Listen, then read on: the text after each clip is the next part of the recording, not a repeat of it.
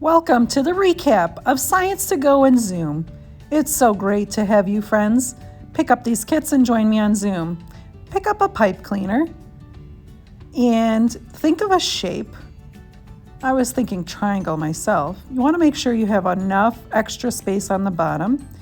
Put the two bottoms together and take a bead and slide it up to the neck where the end of the shape is. This will kind of keep it together.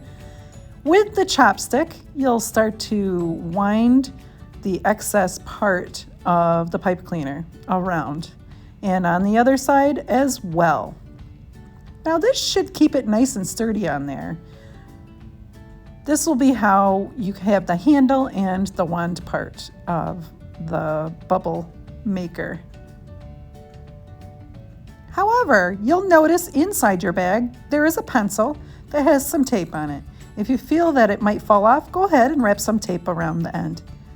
Now time for the bubble solution. Pour it in your cup, dip your special shape wand, and blow. And my challenge to you, does it matter what shape your wand is? Test it out and see if the bubbles still work no matter what shape.